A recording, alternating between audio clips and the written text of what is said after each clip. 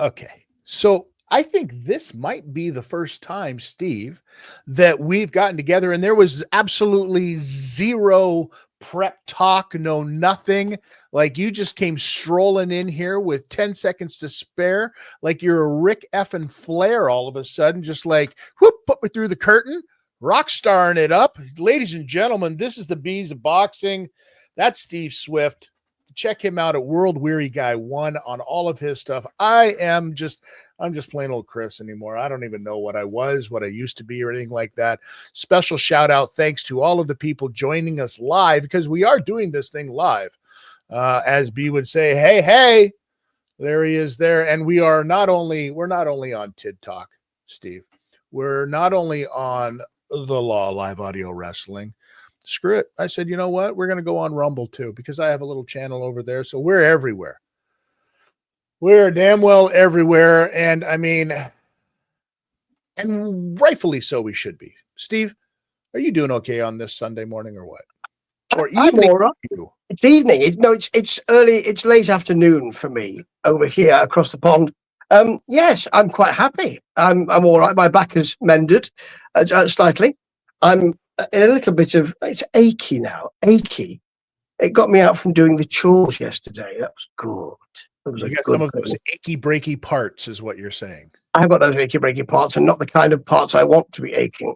That's the thing. And as far as, strolling in and doing this live, as I said to you earlier, everything I do is live. When I do it first time, that's live. So, I don't feel, I'm not going to do a Ric Flair. Oh, go on then. Woo!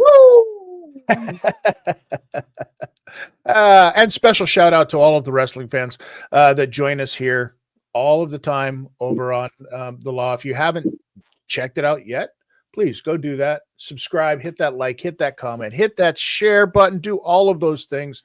We appreciate it all the time. But today, right now, amongst all of the things that we talk about, we're going to talk about boxing. And I had this idea, Steve, and we're going to get into this a little bit later on about some of the things that happens at pressers. You know what I mean? Some of the unfortunate things that happened at pressers with the eggs in the eye, and we'll get into that, and bottles thrown and stuff like that. But something that we saw leading into a fight that happened this past weekend. I'm talking about the Gervonta Davis Lamont Roach fight. Is the lead up to this was weird. The pressers weren't what they normally are. Gervonta Davis, very reserved. At one point, I mean, he was, didn't even want to say anything because Lamont Roach's mom was in the audience, which I thought was a huge, funny flex. Because if you're anybody else and Gervonta Davis says to you, listen, dude, I can't tell you what I'm going to do to you because your mom's sitting right there. That's just rude, right? It was cute.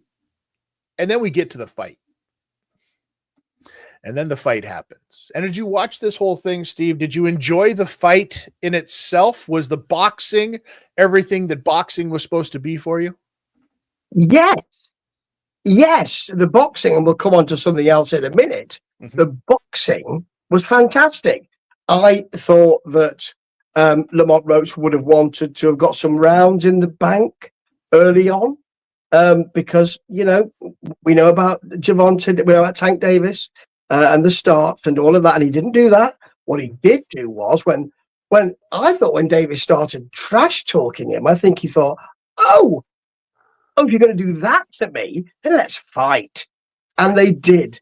And the rest of the rounds, I thought, were fantastic attritional boxing with, I thought, Tank Davis looking concerned, if not frightened, on several occasions, with Roach's speed, with his precision, and with him walking through, these are some of my best punchers, and you seem to be just walking forward like some kind of sodding cyborg.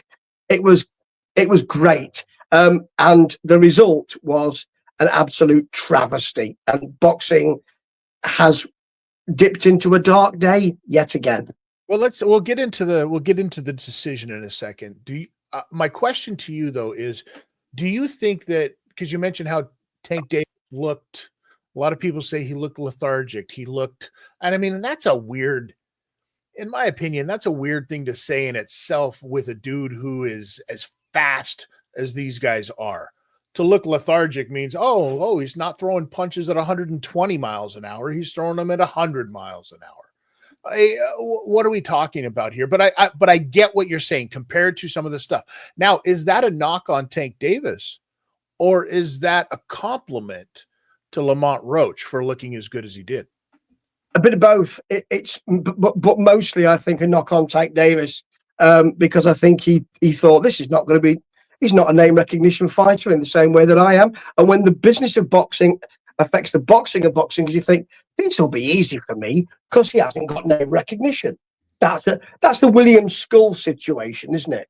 Nobody knows who William Skull is, so it's going to be really easy for me, says Canelo. Maybe, and that is the issue you've got. Don't conflate the two. Don't say that nobody knows about this gentleman Roach. So that's going to be a much easier night. I think he looked past him, and I think he then realised he couldn't look past him because those punches were winging themselves into his face. Yeah, Lamont Roach, I think, did a fantastic job. I don't think he was as fast as Tank was in this fight, but I mean that's just goes without saying. And I think that, believe it or not, I think that Tank was touching him in the body and hurting Lamont Roach to the body. There's no doubt about that. But Lamont Roach was popping that chin left, right, and center, and there was nothing you could do about that. Now, I think that Tank did enough in those early rounds. He maybe shouldn't have slowed down. We'll say slowed down towards those last rounds and given those rounds away. But let's talk about the 9th round, because that's the thing that everybody seems to be talking about, the controversial 9th round and the forgetting about what the rules of a boxing match are. What the fuck, Steve?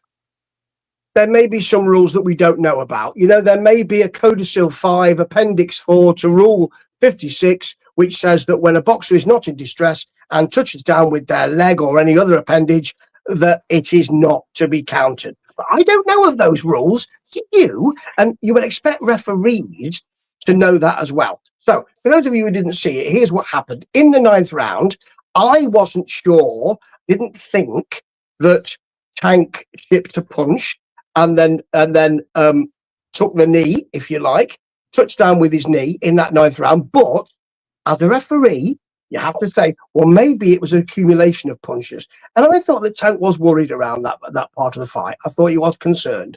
So, even putting those things aside, he decided to take a little break. He decided to touch down with his knee. And then, to make it even worse, he went to his corner, put his head through the sodding ropes, and had his face wiped. And the referee, who, I mean, how can this guy continue? The referee went to him and said something along the lines of, well, Tank, you got to be careful, because if you're doing that sort of thing, that shows that I need to give you a mandatory count. And give him a mandatory count. So it should have been a 10-8 round. It was a draw, and I believe that that Davis should be walking around with no belts right now. So there you go. It's as simple as that. It was a terrible, terrible situation, and the excuse from Davis was even worse. I'll leave that for you. Interesting. The excuse, because you saw what other people were saying, that, he didn't have his mouthpiece in. That's what he was going for. You know what I mean? Which is, I could understand that, but that's something that you need to get straight before you start taking punches in the face. The excuse that he gave afterwards of I just got my hair did, and I got the oil stuff came down into my face and into my eyes. Mr. Davis, please, with the utmost respect to you, your profession, and everybody involved in your camp, your legal team, and your family, when I say this to you, stop the bullshit, bro. Stop the bullshit. You know you've been at this game long enough what you're doing. So whether or not you took that knee or was trying to be like, oh, hold on a second, I need to get my mouthpiece, or hold on a second, I need a little break. You knew what you were doing. The fact that you were the A side and the one that sold out the stadium, you kind of had the referee in your back pocket a little bit. That's one thing. I get that, because the judges can only go by what the referee is dictating out there in the ring. But what you did, bro, by saying what you said, what you should have said was been just come out and been like, I don't know. You'd have to ask him about that, because referees never talk about their shit. They don't have to. But if Davis would have been just like, I don't know, I had something that I had to do, and you got to ask him why he didn't take a point. Right? I think this tarnishes the fighting and the kind of fights that Gervonta Davis might be getting going forward. At the end of the day, I mean, maybe now, Lamont Roach definitely ups his status, ups his scale, right? But do you still get a chance to make that Shakur Stevenson, Gervonta Davis match now? Actually, I was just thinking, I was going to say no, but probably yes, because the guilt is off the gingerbread with both those gentlemen now, isn't it? The thing is that, as I've said many times, stepping into the wrestling ring where you can lose your livelihood, your health, and your life. I have full respect for all boxers. Bearing that in mind and taking those parameters, Gervonta Davis looked like a bitch in there. He looked like somebody who didn't want to fight. He tried this. He tried the same thing or something similar a few rounds before. He was hit on the clinch, and he clearly was. And he looked at the referee as if to say, you're going to step in and sort this out. And he shipped another punch because of that. Now, I don't know whether he'd seen the tape or was there at the Mayweather fight where, they switched out referees. Well, you can't do that in legitimate boxing, mate. But you know what? That, again, says I have name recognition. As you say, I'm on the A side. I sold all these tickets. I have name recognition. Therefore, I should be able to control what I want to control. That has massive implications for boxing. And that referee needs to be disciplined. Yeah. And here's the thing, Steve. This wasn't even the first weird referee thing going on this past weekend. There was another fight where there was a shot I'll say kind of thrown after the bell that didn't result in any kind of warning, anything other than immediate DQ. What is going on with referees? I mean, in any kind of area of work, you have people that you feel I can always go to them for good work, and I know that they will close this project out, and I know they'll work incredibly hard, and that one's flaky, and that's going to be the way it is in every walk of life. And again, I've said many times the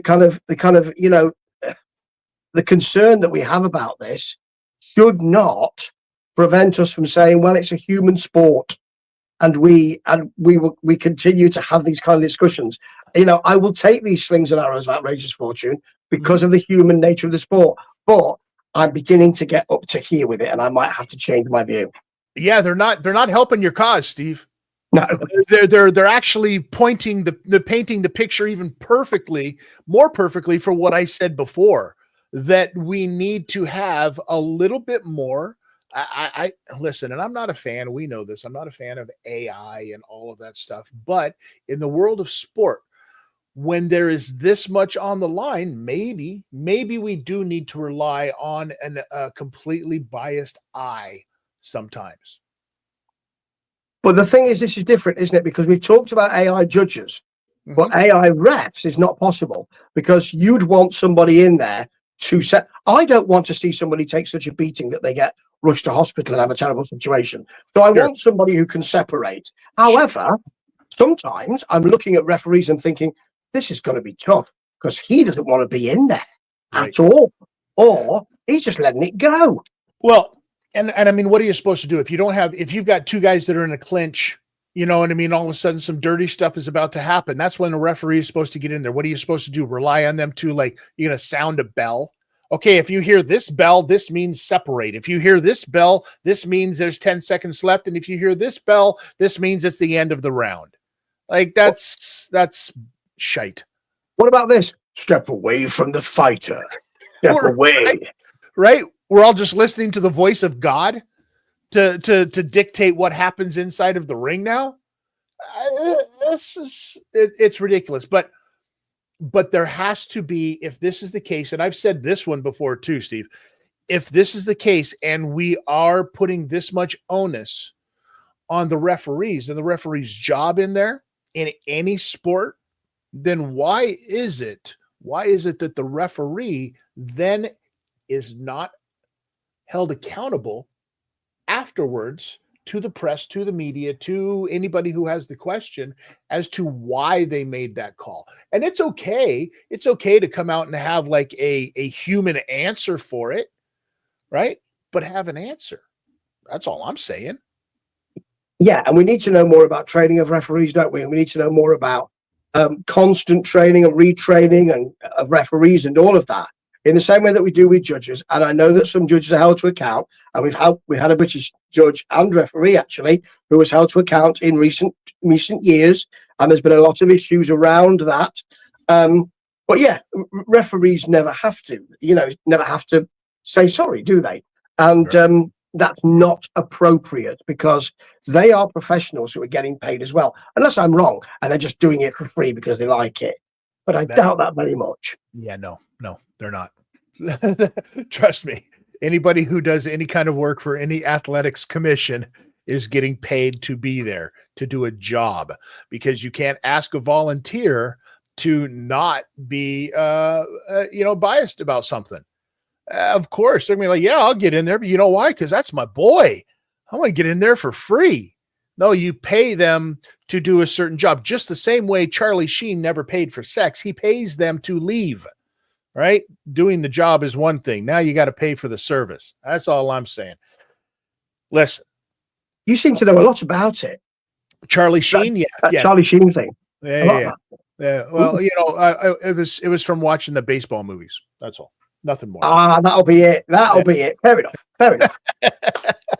Listen, here's my question for you, though, because we talk about some of the things that can happen as a result of the fight itself. And we're talking about, like we just saw with these decisions, it was silliness, and how the actions predicate what the outcome is. But let's talk about something that's a little bit more severe and kind of has this weird kind of gray area to me, Steve. And I want to have a discussion about it just to try to, maybe we can clear some of the mud away from it. Riddle me this. When you have a presser or a weigh-in for a boxing fight, and you have a situation where we had just this past little while between Conor Benn and Chris Eubanks Jr., where Chris Eubanks Jr. slaps an egg into the face of Conor Benn, a raw egg, sharp shells, some would say. Or we have a situation where we had the influencer boxing with Dylan Dennis and Logan Paul. Dylan Dennis ends up, throwing a bottle at Logan. Logan ends up getting a cut before the fight. Fight still happens, which then tells you a whole lot more about commissions than anything else. Let's be realistic here. But we're seeing more and more of this lately, this kind of precursor to actual violence to sell the fight. What the fuck is going on, Steve? Well, this is the hoopla of the business of boxing, isn't it? And when you start with when you circumvent the rules in some respect. And we spoke about Mayweather earlier, saying, "I want a new ref," but just switch him out. And you say, "Well, I can dictate what the rules are." When you do that, and there are no parameters. And when you say, "We'll have tag team boxing and phone box boxing," literally, and and then we'll have MMAs versus professional boxers and all of that, then it's a race to the bottom.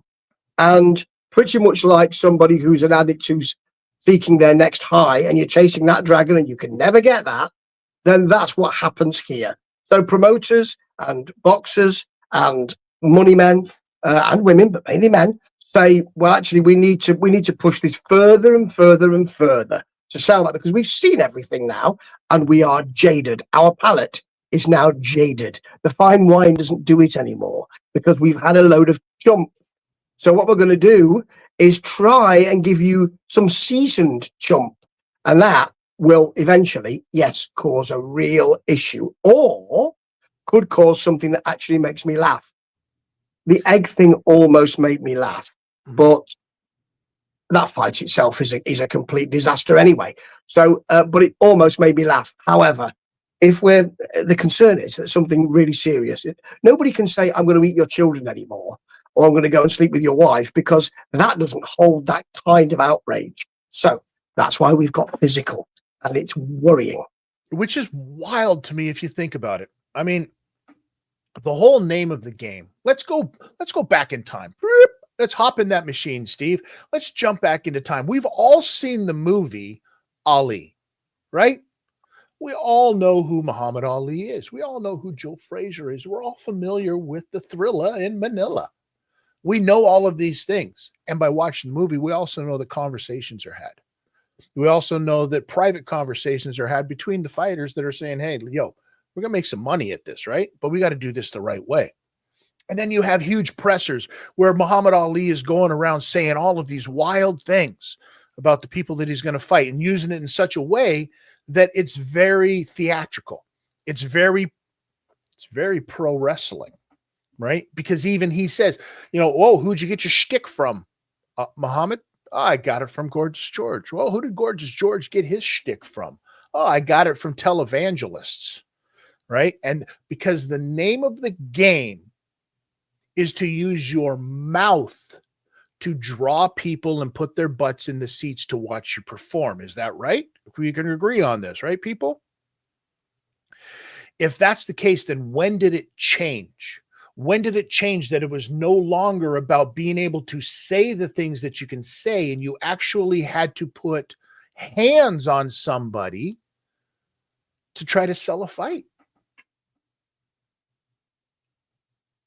Yes, I think, being the curmudgeon, the white bearded curmudgeon that I am, this is probably about the always on society. Because if we think back and we think of golden ages of boxing, and we think of Thomas Hearns and all of that period, you didn't have it wasn't.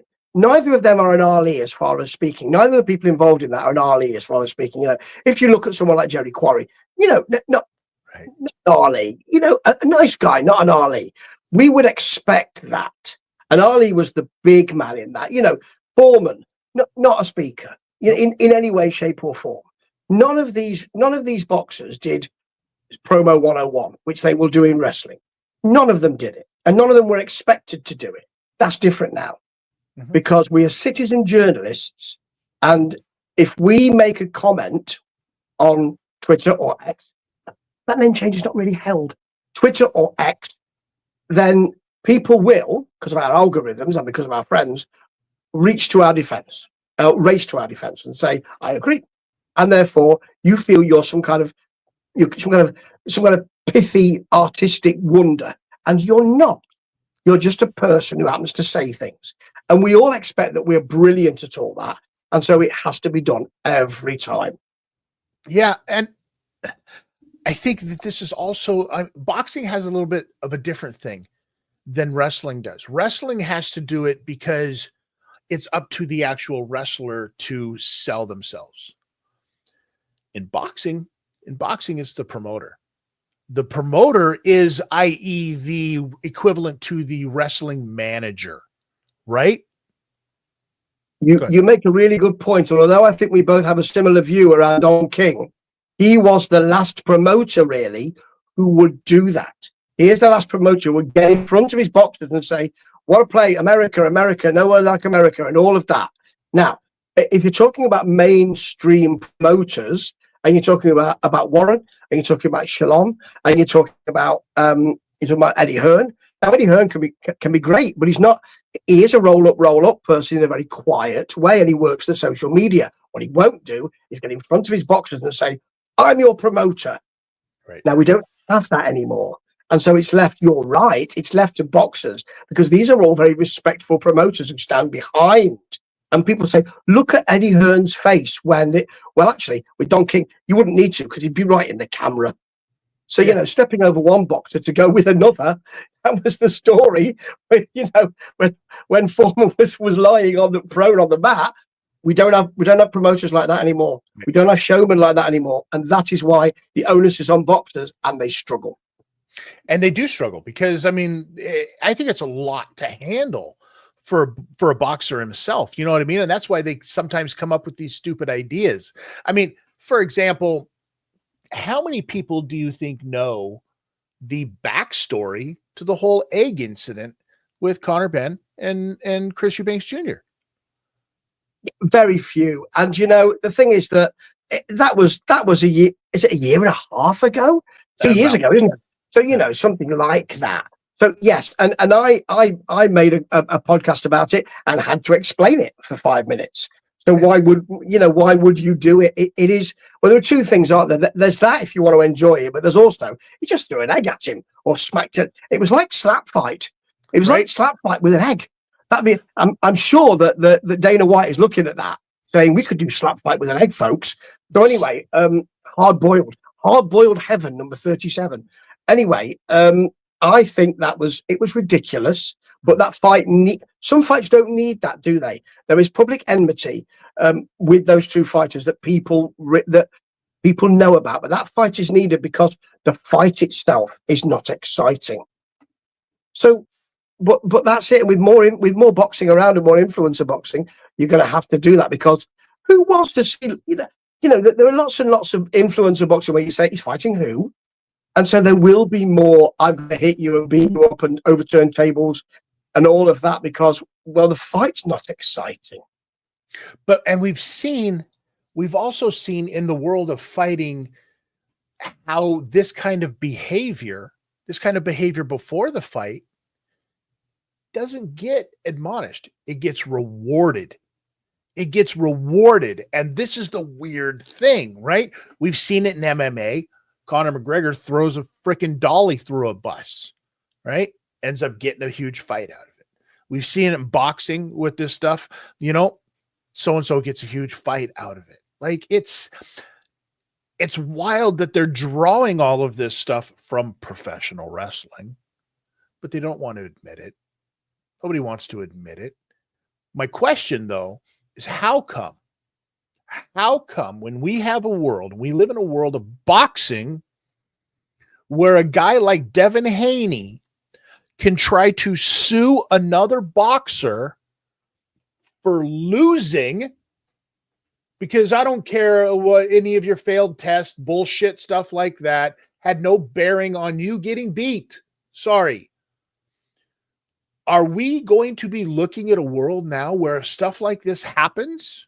Why hasn't there been an actual assault charge put on any of these people? Because that's what it is, unless there's something written in their contracts, right? Number two, are we going to be seeing lawsuits? Like he smashed an egg in my face, Your Honor. Is this where we're heading, people? Yeah, and this feeds in beautifully. And you've done this so well, kids, the second star, so well.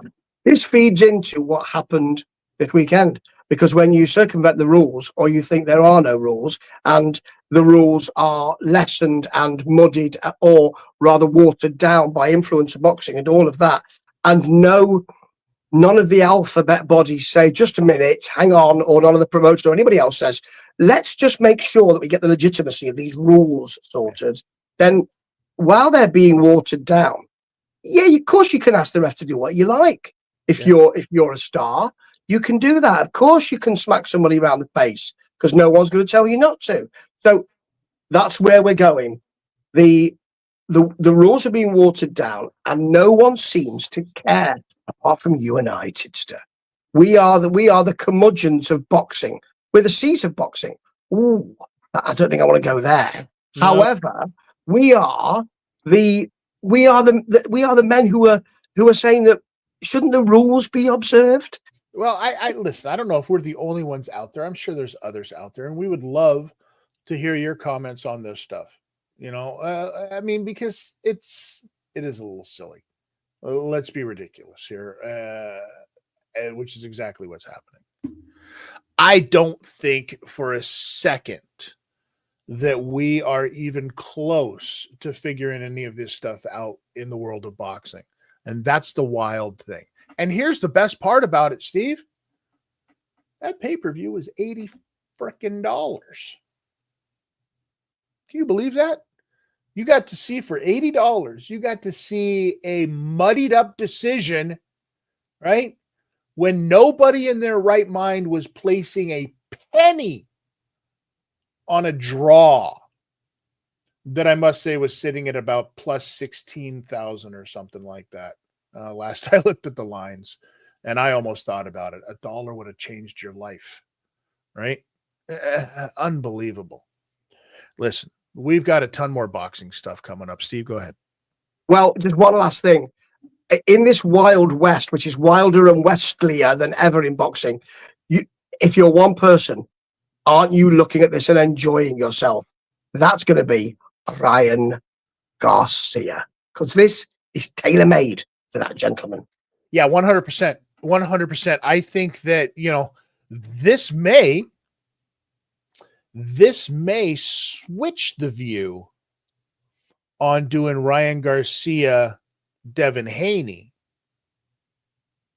because I guarantee you there's going to be some Ryan Garcia going. But the problem you run into there is that neither one of them are an A side right now. So the only thing you could do is you're going to have to tell Gervonta Davis, you're going to have to come up and wait. I'm not coming back down there and depleting myself. You're going to have to come up and wait. And by the way, you can't grow, bitch. You ain't getting any taller. So you're going to have to put on a little bit more muscle. And listen, even at that size, there's a lot of people that say he doesn't pass the sniff test. So, you know, there's that. Right, Tank? Hank's going to be so angry with you. You know that, you know how angry he is anyway with you. He's going to be even, after that spat about the lawn, he's going to be even angrier with you now. Quit your lawn, Tidster, and don't talk shit about me. Well, listen, the only reason he wants me to cut my lawn is because if the grass gets over 3 feet tall, he gets hidden. Okay? Let's face facts here. I mean, who are we talking about? All right, Steve, it's always a blast. It's always a blast to talk boxing with you. I want you to go and enjoy the rest of your Sunday evening. I'm sure that there's some kind of footy being played on the TV over there for you that you're going to enjoy. It's the FA Cup, so no, because Liverpool are not in it anymore. Oh. What's it called? The FA Cup? The FA Cup, the Football Association Cup, for those people who've got a history in their sports. I was going to say fuck all, but, you know. Listen, Steve, World Weary Guy 1, please go check out all of his stuff. If you are into rock and roll and of the age where a lot of people like us, you know, listen to rock and or roll, you're going to want to check out some of the Steve Swift's rambling reviews about music. They're fantastic. You can't miss the guy. He's pretty much everywhere out there, and I'm just glad that he's here with us. So, Steve, thank you. Always a blessing. Until next time, hit that subscribe, hit that like button, do all of those things. He's Steve. I'm Chris. This is the Bees of Boxing.